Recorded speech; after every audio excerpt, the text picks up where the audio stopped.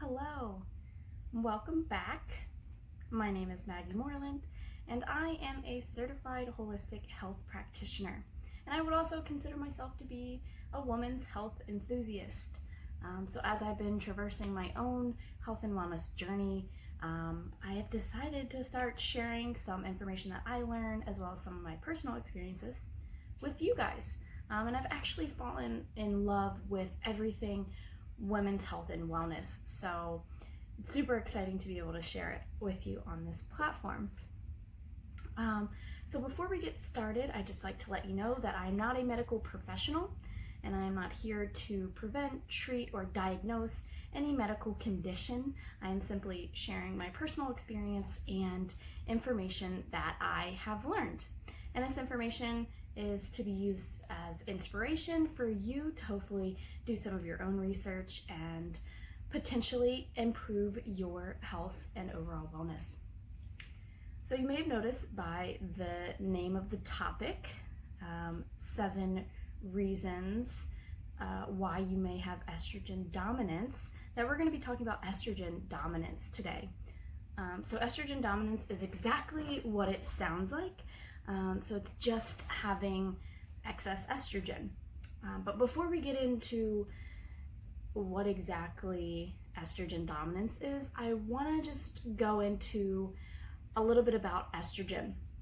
So a lot of people think that estrogen is a female hormone. Well, estrogen is actually just a sex hormone or a reproductive hormone, and it can be found in both men and women. Some of the other reproductive hormones are progesterone and testosterone. And our body is constantly striving to maintain homeostasis or maintain balance. And we can especially see this in our endocrine system and with our hormones. So when one of our hormones is in excess or we have too much, for example, when we have too much estrogen, we can see our other hormones kind of take a hit.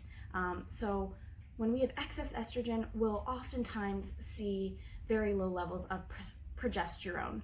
And this is just because our bodies, like I said, they like to stay in balance and homeostasis. So if something is really high, then something is going to have to lower in order to bring it back into balance. And that's what we see with the estrogen dominance. So, like I said, estrogen dominance is exactly what it sounds like, just having excess estrogen. And typically when we have excess estrogen, we also have low levels of progesterone. So you might be wondering, what does it look like to have excess estrogen? I'm going to specifically discuss what it looks like in a female because I'm a female, I'm a woman. But I will share maybe one sign or symptom for men that I think is worth noting here. So the signs and symptoms are, first and foremost, severe premenstrual symptoms or severe PMS. So if you get a lot of acne, extremely heavy cramps, mood swings, fatigue, irritability, as well as breast tenderness, those are telltale signs that you could be dealing with excess estrogen. But also if you have irregular periods, heavy bleeding, as well as no period at all, those can also be signs or symptoms of excess estrogen. So as I have talked about in my why exactly do we bleed video, or what exactly is a period, our period is our monthly report code, so we can tell a lot by our cycle, and we can definitely tell a lot about our estrogen levels by our cycle. Some of the other signs and symptoms are loss of appetite, hair loss, fatigue, loss of libido or low libido, loss of sex drive. So if you're really not horny, you never want to have sex, that's a sign that something is off hormonally, and you may be experiencing a hormonal imbalance. And some of the other signs and symptoms are, poor sleep, memory loss, you can't really concentrate, as well as anxiety and depression. And then down the road, if you have chronically high levels of estrogen, it can potentially lead to cancer, like breast cancer. Now, estrogen isn't all bad. We do need some estrogen for bone health. So it is important in the right amount, but we definitely don't want too much. And then in men, a very key sign that a man is excess estrogen or has too much estrogen is actually the development of breasts. And I feel like we see this a lot in our society. It's just man boobs, and I hate to say it like that, but we actually live in a world that is chronically high in estrogen. Like, there are estrogen and estrogenic substances everywhere, and we're constantly like being fed them and absorbing them through our skin and things like that, which leads me right into the 7 causes of estrogen dominance. So the first and foremost cause of estrogen dominance that I feel like really needs to be addressed here is stress. So when we have chronically high stress levels, our body responds to stress by producing cortisol. And cortisol is what kind of calms us down or tries to calm us down when we are stressed out. So when we are chronically stressed out, our body actually uses our progesterone, which is the sex hormone. It uses the progesterone to turn it into cortisol to try to chill us out a little bit, which when the cortisol, or when our body steals the progesterone, that causes low progesterone levels, which in turn just by default makes us excess estrogen. So stress is the number one cause. And then the next thing is our environment. So we are living in a world where there are a lot of xenoestrogens or fake estrogens, and you can find them a lot in cleaning products, but more importantly, being a female, personal care products like shampoos, conditioners, makeups, perfumes. They have substances that actually mimic estrogen. So when we're rubbing it all over our bodies or like spraying it in the air that we breathe in, we're getting it into our body and it's mimicking estrogen, which in turn is raising our estrogen levels. So our environment plays a big role in excess estrogen or having estrogen dominance. So we want to really be mindful of what exactly is in the products that we're using. And Danny Roddy, he's like a health advocate or health coach, I suppose. He says, that he wouldn't put anything on his body that he wouldn't put in his body. And I think it's a really good way to approach personal care products, but also cleaning products and things that you're actually touching and getting on your skin, because your skin is your biggest organ and it is so absorbent. So we just want to be very mindful of our environment, because there are a lot of xenoestrogenic substances that can mimic estrogen in our bodies. And they're all around us. A lot of them we can't avoid, like those in pollution, in the air, but also on like furniture and in paints and things like that. So instead of kind of like feeling like you don't have any control over it, I would just focus on what you can control, which is, what you personally purchase and put on your body and choose to put on your body, I guess. So environment's a big factor there. And the third thing that I want to address, which I suppose the next two can actually kind of tie into the environment, but I feel like they are worthy of their own categories. So the next thing is water. So our water actually contains a lot of contaminants nowadays, especially tap water, but also bottled water. And these contaminants can also mimic estrogen in our body or promote estrogen production in our body. So some of the main ones, like in plastic water bottles, there's a substance called BPA. It's like biphenyl A. But biphenyl A, essentially, when you have a water bottle and you sit it in the heat and the sun hits it and it gets warm, the plastic bottle actually leaches chemicals into the water, specifically the BPA. And the BPA is a known substance to cause just hormonal imbalances or endocrine disruption in the body. So I think it's really important to be mindful to look for BPA-free water bottles or use stainless steel. But then there's also some other contaminants in tap water like fluoride and chlorine, as well as some other minerals and things that you might just not want in excess in your body, minerals and metals and things like that. So water can be a big cause. The fourth thing that could be causing your estrogen dominance is our food. So there are a lot of foods that have what are called phytoestrogen. So phytoestrogen is essentially just a plant estrogen, and the most known plant estrogen or phytoestrogen is actually in soy. So soy is very phytoestrogenic. It has a lot of these compounds in them, and when we eat them, it actually mimics estrogen in our body. Some people think this is really good. I, however, don't believe that eating a bunch of estrogen, especially when we already are, or most of us already are, extremely estrogen dominant, there's no need to eat or consume more estrogen. So I try not to eat soy just for that reason, but there are also some other plants that do have phytoestrogen, like I believe some nuts, seeds, and grains as well. So food can be a cause of estrogen dominance. So you want to be mindful of what you're putting in your body, and not only plants, but also conventionally farmed or conventionally raised meat and dairy products. They can have added hormones sometimes, and those hormones, of course, we're eating the meat and we're getting those hormones in us.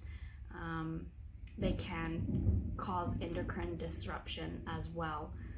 So not only are plants potentially estrogenic, but we also want to be mindful of conventionally farmed animal products as well. So the next thing that I wanted to talk about, I believe is number 5 here, is gut dysbiosis. So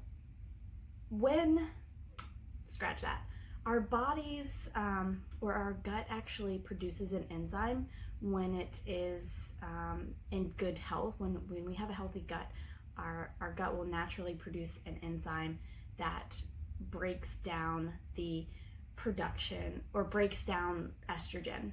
So it's kind of like level 1 of getting rid of estrogen in the body is in our gut. But when we're experiencing gut dysbiosis or when we have poor gut health, our body actually won't break that estrogen down or make that enzyme to break the estrogen down, which can cause excess estrogen. And number 6 is prescription or prescribed estrogen, more specifically the birth control pill. The birth control pill is literally an estrogen pill. So being as though most of us are already higher in estrogen or have excess estrogen, it doesn't really make a lot of sense to be prescribed an estrogen pill. Personally, I'm not on the pill, and I wouldn't take the pill just because I know the effects that estrogen can have on our bodies and the hormonal disruption it can cause. So I think that is actually worth noting as a cause of estrogen dominance. And then number 7 is body fat. So having excess body fat, we can produce estrogen from our fat cells. So estrogen dominance can actually cause us to gain weight, but by having too much weight or excess body fat, we can actually produce more estrogen. So it's like this really vicious cycle. So those are the 7 causes of excess estrogen. So I wanted to kind of get into the more positive side of this, because this is a topic that's been near and dear to my heart recently, and it's something that I feel really passionate about because I am personally experiencing estrogen dominance. Like I said, many of us most likely are, just because we live in such an estrogen dominant world. It's slightly unavoidable, but there are things that we can do about it. So I wanted to actually share some of the things that I am doing to lower my estrogen levels and bring my hormones back into balance. The first thing that I wanted to mention that I'm doing currently to lower my estrogen levels is eating at least one raw carrot salad a day. So there's a doctor, his name is Ray Peat, and he promotes eating a raw carrot salad, shredded lengthwise, and I'm sure if you look up Ray Peat raw carrot salad, you would be able to find this on the internet. But the raw carrot salad shredded long ways is said to absorb and kind of pull out endotoxins in your gut. So eating one a day with coconut oil and white vinegar is said to kind of like get some of that excess estrogen and those endotoxins out of your gut. So I've been doing that daily. I do my best to do that daily. The next thing that I've been doing recently is supplementing with vitamin E. So vitamin E is said to oppose estrogen. So I believe vitamin E actually is in the cell. It will actually stick to the same receptors as estrogen. So when the receptors are full of vitamin E, it's like they wouldn't absorb or the estrogen has nowhere to go in the cell. Don't quote me on that. That's just what I believe at this point. Maybe I'll do another video on vitamin E. But I have been supplementing vitamin E, and if you look up either through Matt Blackburn or also Ray Peat, you'll also find some information on why vitamin E is good for estrogen dominance. And then I kind of already touched on this in the causes, but I am just very mindful of what I'm putting on my body. So I do my best to use products that, one, aren't harmful for me, but two, aren't harmful for the environment. So I really like to know what's in my shampoo, what's in my body wash, and I try to use the most limited ingredient possible because, I don't want any weird shit getting in my body. I also, and I've been doing this long before I even heard about estrogen dominance, but I am a big proponent of filtering water. So currently I use a Berkey. I try not to drink bottled water. If I do, say I'm traveling or I'm on the road and I need to drink bottled water, I purchase BPA-free water bottles. They actually sell water in BPA-free water bottles at like 7-Eleven and stuff. But for the most part, I filter my water in a Berkey. So it has two different kind of filters in it.